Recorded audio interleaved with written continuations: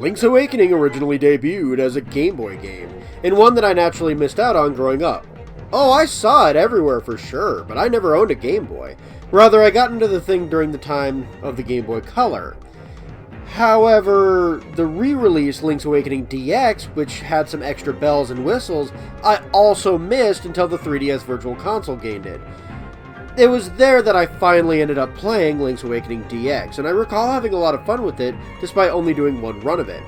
Had a written blog review of it, naturally. Like I said, I do recall enjoying it. It was, I was kind of looking forward to playing it again.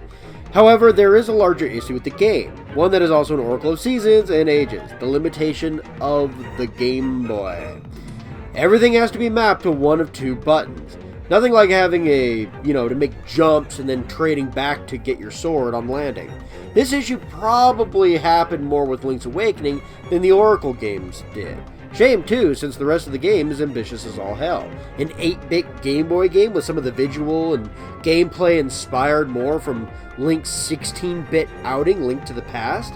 Did it work? Hell yeah! Despite the button mapping flaw, Link's Awakening is one, if not the most, popular handheld Zelda game of all time, outdone only by Link Between Worlds of any. Thankfully, I don't have to play 3 Game Boy games in a row. See, somewhat recently, in the last few years, Link's Awakening was remade for the Nintendo Switch. Yes, this game is popular enough to get re-released 3 different times. Since I've never played this version, I want to give it a try. Does the game fix the 2-button issue? Yes, of course. There's added features? Yes. Does this version have its own issues? Absolutely. So let's just drop right in like we're shipwrecked.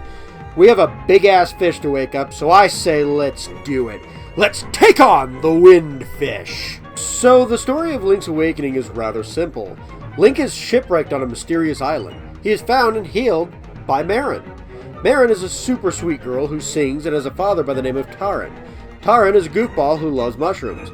All the other characters in the game are somewhat one note, but simple isn't bad by any means. There's this owl that keeps showing up, however.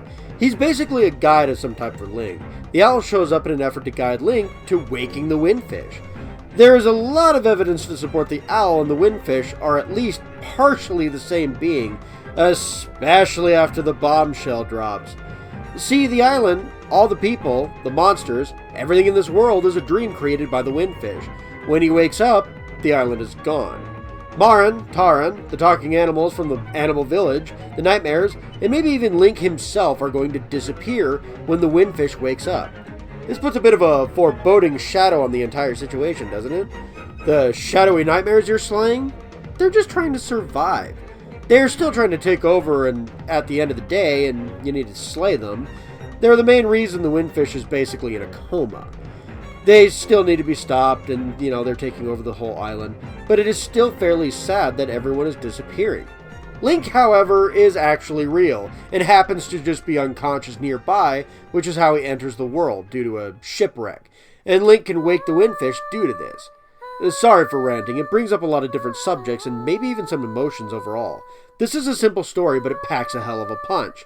Overall, the one thing lacking is how simple the character writing is, possibly not leaving people attached to the characters of this world.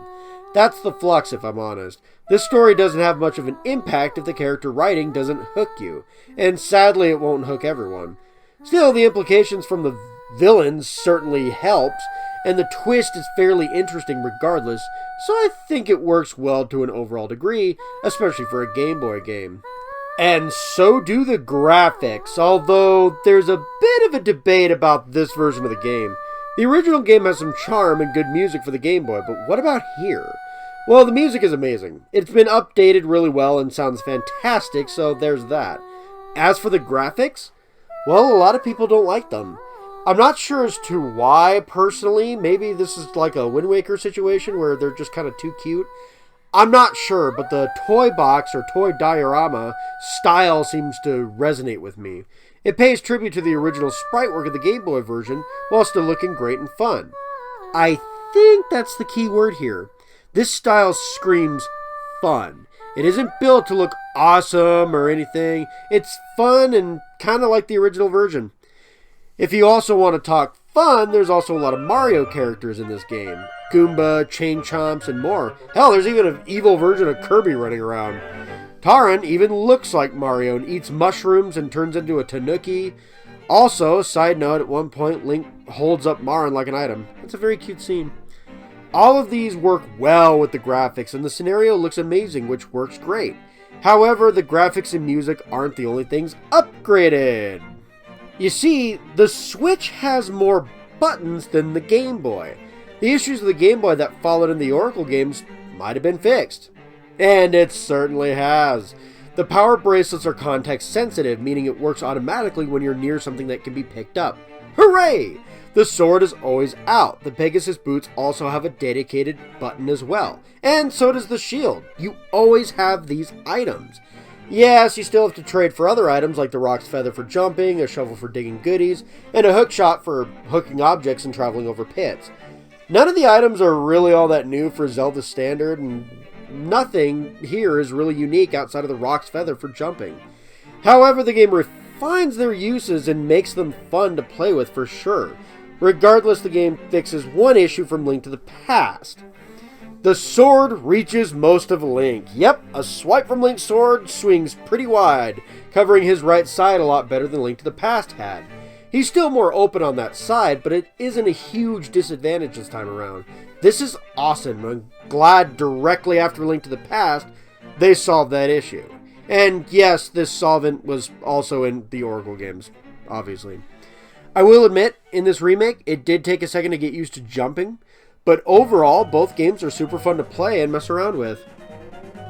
I also think the dungeons are fun, but there's an asterisk there.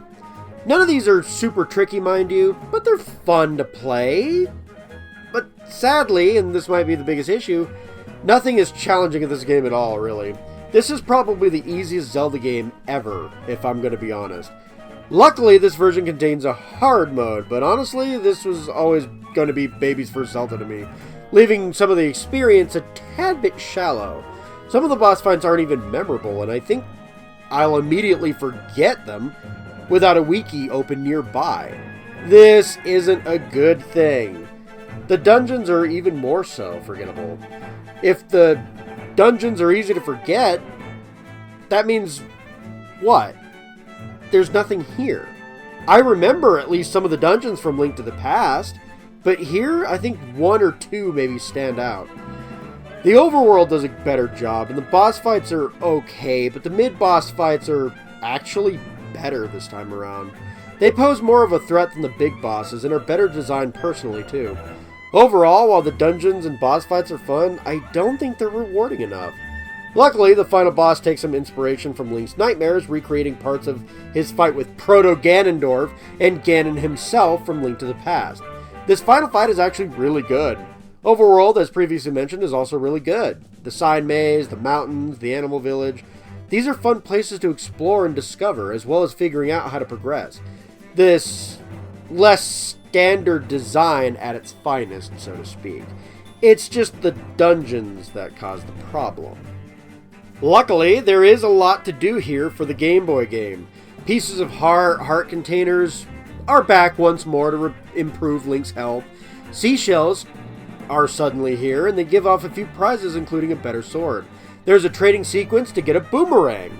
The boomerang was stupidly powerful in the original game, but while nerfed here, it's still incredibly useful.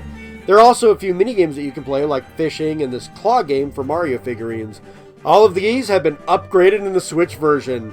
There's also a special dungeon in the Game Boy Color and Switch version, and the Switch version also has the Gravedigger appear. Dompe allows you to, more or less, make your own dungeons, which is kind of fun. I wish there was more to it, but it's fun to trade with friends here and there, so, you know, it kind of works, gives you something to do outside of the main adventure. Look, as simple as this game is, overall, Link's Awakening is great. It is a fun game designed to be portable and accessible to many different people. The downside is its dungeon designs are too safe, and the story may not hook everyone like it's supposed to. Also, the original Game Boy version had its hardware limitations. Oops. The upside is, writing is still very solid, dungeons, while shallow, are still fun, and the gameplay and side content is fun and definitely refined, and this game is also charming as hell. I could recommend this game for beginners of the Zelda series for sure, as well as plenty of other gamers, as long as you don't mind something more relaxing. Link's Awakening on the Switch gets an 8 out of 10, and the Game Boy game gets a 7 out of 10. There is, however, one last issue to talk about. Link's Awakening on the Switch is a bit of a slowdown issue. Fully updated, it isn't too noticeable, but it is a huge letdown regardless. Even with this, however, I still recommend the game. Anyway, that ends my Zelda marathon. This was fun, for sure. The next Zelda game I tackle will be the 3DS exclusive Link Between Worlds. But for now, I have some other games I want to tackle. Until then, like, subscribe, comment, and hit the bell for notifications. And try out some of my other videos. I've reviewed a lot of Zelda and even a lot of Mario at this point. Until next time, take care.